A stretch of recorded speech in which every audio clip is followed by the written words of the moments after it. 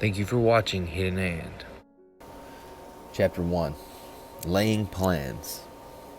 Sun Tzu said, "The art of war is of vital importance to the state. It is a matter of life and death, a road either to safety or to ruin. Hence, it is a subject of inquiry which can on no account be neglected. The art of war, then, is governed by 5 constant factors to be taken into account in one's deliberations when seeking to determine the conditions obtaining in the field. These are the moral law, heaven, earth, the commander, method and discipline. The moral law causes the people to be in complete accord with their ruler, so they will follow him regardless of their lives, undismayed by any anger. Heaven signifies night and day, cold and heat, times and seasons. Earth comprises distances, great and small, danger and security, open ground and narrow passes, the chances of life and death. The commander stands for the virtues of wisdom, sincerely benevolence, courageous, and strictness. By method and discipline are to be understood the marshalling of the army in its proper subdivisions, the graduations of rank among the officers, of maintenance of roads by which supplies may reach the army, and the control of military expenditure. These 5 heads should be familiar to every general. He who knows them will be victorious. He who knows them not will fail. Therefore, in your deliberations, when seeking to determine the military conditions, let them be made the basis of a comparison in the wise. Which of the 2 sovereigns is imbued with the moral law? Which of the 2 generals has most ability? Which whom lie the advantages derived from heaven and earth? On which side is discipline most rigorously enforced? Which army is stronger? On which side are officers and men more highly trained? In which army is there the greater constancy, both in reward and punishment? By means of these 7 considerations, I can forecast victory or defeat. The general that hearkens to my counsel and acts upon it will conquer. Let such a one be retained in my command. The general that hearkens not to my counsel, nor acts upon it, will suffer defeat. Let such one be dismissed, while heading the profit of my counsel. Avail yourself also of any helpful circumstances over and beyond the ordinary rules. According as circumstances are favorable, one should modify one's plans. All warfare is based on deception. Hence, when able to attack, we must seem unable. When using our forces, we must seem inactive. When we are near, we must make the enemy believe we are far away. When far away, we must make him believe we are near. Hold out baits to entice the enemy. Feign disorder and crush him. If he is secure at all points, be prepared for him. If he is in superior strength, evade him. If your opponent is of choleric temper, seek to irritate him. Pretend to be weak, that he may grow arrogant. If he is taking his ease, give him no rest. If his forces are united, separate them. Attack him where he is unprepared. Appear where you are unexpected. These military devices leading to victory must not be divulged beforehand. Now the general who wins a battle makes many calculations in his temple ere the battle is fought. The general who loses a battle makes but few calculations beforehand. Thus do many calculations lead to victory, and few calculations to defeat. How much more? No calculation at all. It is by attention to this point that I can foresee who is likely to win or lose.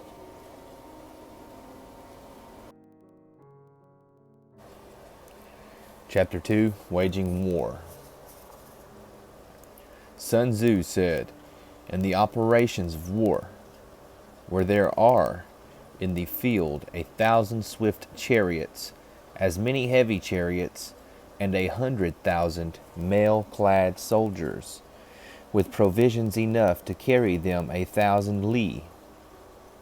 The expenditure at home and at the front, including entertaining of guests, small items such as glue and paint, and some spent on chariots and armor, will reach the total of 1,000 ounces of silver per day. Such is the cost of raising an army of 100,000 men. When you engage in actual fighting, if victory is long in coming, the men's weapons will grow dull, and their ardor will be dampened. If you lay siege to a town, you will exhaust your strength. Again, if the campaign is protracted, the resources of the state will not be equal to the strain.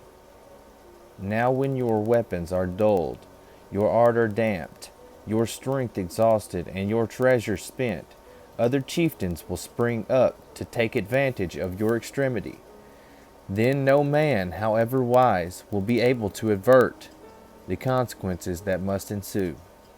Thus, though we have heard of stupid haste in war, cleverness has never been seen associated with long delays.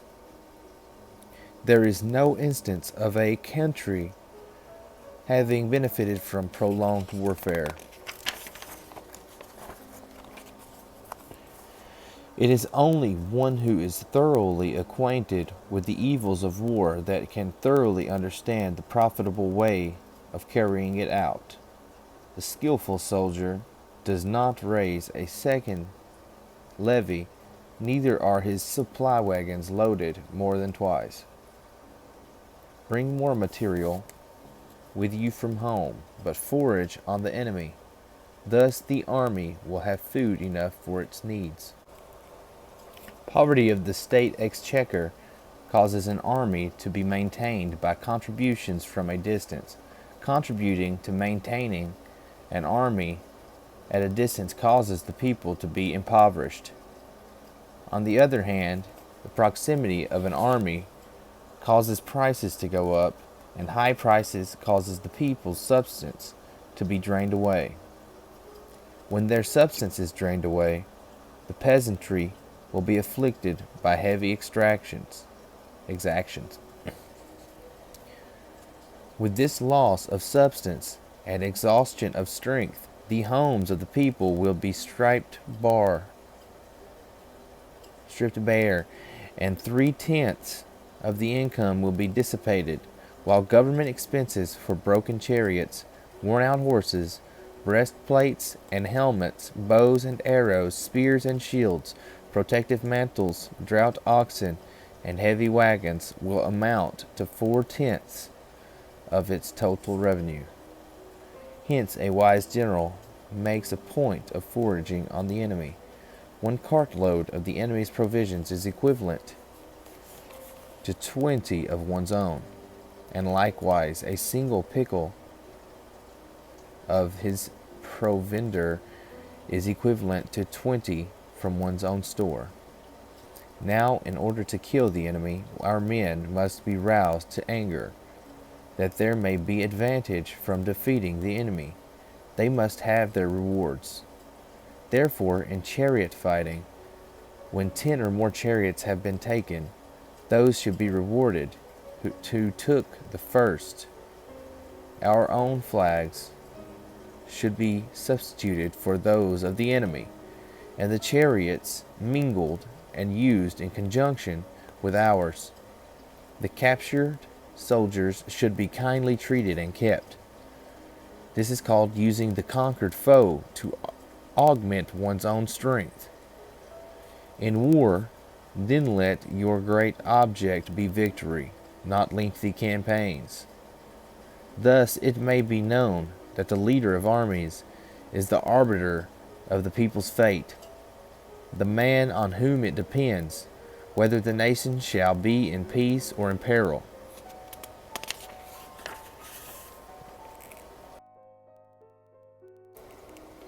Chapter 3. Attack by Stratagem. Sun Tzu said, "In the practical art of war, the best thing of all is to take the enemy's country whole and intact. To shatter and destroy it is not so good. So too is it better to recapture an entire army than to destroy it, to capture a regiment, a detachment, or a company entire than to destroy them. Hence, to fight and conquer in all your battles is not supreme excellence. Supreme excellence consists in breaking the enemy's resistance without fighting. Thus, the highest form of generalship is to balk the enemy's plans. The next best is to prevent the junction of the enemy's forces. The next in order is to attack the enemy's army in the field. And the worst policy of all is to besiege walled cities. The rule is not to besiege walled cities, if it can be possible avoided. The preparation of mantles, movable shelters, and various implements of war will take up 3 whole months, and the piling up of mounds over against the walls will take 3 months more. The general, unable to control his irritation, will launch his men to assault like swarming ants, with the result that 1/3 of his men are slain, while the town still remains untaken. Such are the disastrous effects of a siege. Therefore, the skilled leader subdues the enemy's troops without any fighting. He captures their cities without laying siege to them. He overthrows their kingdom without lengthy operations in the field. With his forces intact, he will dispute the mastery of the empire, and thus, without losing a man, his triumph will be complete. This is the method of attacking by stratagem. It is the rule in war. If our forces are 10 to the enemy's 1, to surround him; if 5 to 1, to attack him; if twice as numerous, to divide our enemy into 2. If equally matched, we can offer battle; if slightly inferior in numbers, we can avoid the enemy; if quite unequal in every way, we can flee from him. Hence, though an obstinate fight may be made by a small force, in the end it must be captured by a larger force. Now the general is the bulwark of the state. The bulwark is complete at all points. The state will be strong. If the bulwark is defective, the state will be weak. There are 3 ways in which a ruler can bring misfortune upon his army: by commanding the army to advance or to retreat, being ignorant of the fact that it cannot obey. This is called hobbling the army. By attempting to govern an army in the same way as he administers a kingdom, being ignorant of the conditions which obtain in an army, this causes restlessness in the soldiers' minds. By employing the officers of his army without discrimination, through ignorance of the military's principle of adaptation to circumstances, this shakes the confidence of the soldiers. But when the army is restless and distrustful, trouble is sure to come from the other feudal princes. This is simply bringing anarchy into the army and flinging victory away. Thus we may know that there are five essentials for victory. He will win who knows when to fight and when not to fight. He will win who knows how to handle both superior and inferior forces. He will win whose army is animated by the same spirit throughout all ranks. He will win who prepared himself, waits to take the enemy unprepared. He will win who has military capacity and is not interfered with by the sovereign. Hence the saying, if you know the enemy and know yourself, you need not fear the result of 100 battles. If you know yourself but not the enemy, for every victory gained you will also suffer a defeat.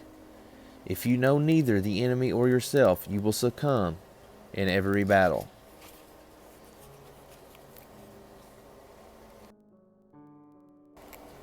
Tactical Dispositions. Chapter 4. Sun Tzu said, the good fighters of old first put themselves beyond the possibility of defeat, and then waited for an opportunity of defeating the enemy. To secure ourselves against defeat lies in our hands, but the opportunity of defeating the enemy is provided by the enemy himself.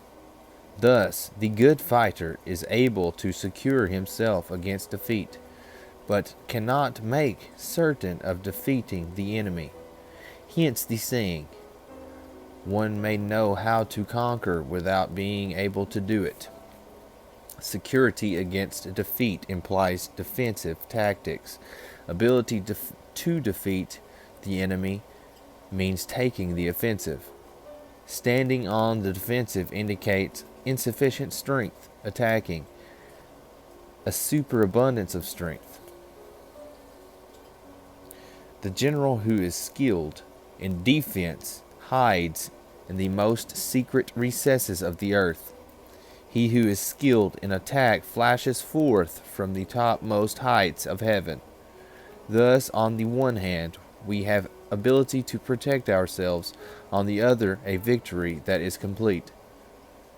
To see victory only when it is within the ken of the common herd is not the acme of excellence. Neither is it the acme of excellence if you fight and conquer and the whole empire says, well done. To lift an autumn hair is no sign of great strength. To see the sun and moon is no sign of a sharp sight. To hear the noise of thunder is no sign of a quick ear. What the ancients called a clever fighter is one who not only wins but excels in winning with ease. Hence his victories bring him neither reputation for wisdom nor credit for courage. He wins his battles by making no mistakes. Making no mistakes is what establishes the certainty of victory, for it means conquering an enemy that is already defeated. Hence the skillful fighter puts himself into a position which makes defeat impossible, and does not miss the moment for defeating the enemy. Thus it is far that in war the victorious strategist only seeks battle after the victory has been won, whereas he who is destined to defeat first fights and afterwards looks for victory. The consummate leader cultivates the moral law and strictly adheres to method and discipline. Thus is it in his power to control success. In respect of military method, we have firstly measurement, secondly estimation of quantity, thirdly calculation, fourthly balancing of chances, fifthly victory. Measurement owes in existence to earth, estimation of quantity to measurement, calculation to estimation of quantity, balancing of chances to calculation, and victory to balancing of chances. A victorious army opposed to a routed one is as a pound's weight placed in the scale against a single grain. The unrush of a conquering force is like the bursting of a pent-up waters into a chasm of 1,000 fathoms deep.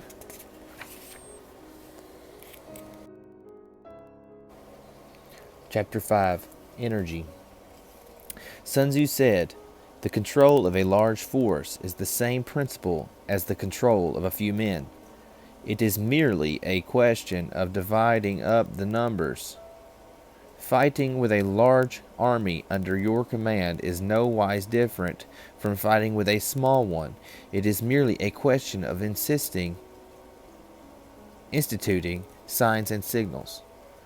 To ensure that your whole host may withstand the brunt of the enemy's attack and remain unshaken, this is effected by maneuvers, direct and indirect. That the impact of your army may be like a grindstone dashed against an egg, this is effected by the science of weak points and strong. In all fighting, the direct method may be used for joining battle, but indirect method will be needed in order to secure victory. Indirect tactics, efficiently applied, are inexhaustible as heaven and earth, unending as the flow of rivers and streams, like the sun and moon. They end but not begin anew, like the four seasons. They pass away to return once more. There are not more than 5 musical notes, yet the combinations of the 5 give rise to more melodies than can ever be heard. There are not more than 5 primary colors, blue, yellow, red, white, and black, yet the combination they produce more hues than can ever be seen. There are not more than 5 cardinal tastes, sour, acrid, salt, sweet, bitter, yet combinations of them yield more flavors than can ever be tasted. In battle, there are not more than 2 methods of attack, the direct and indirect.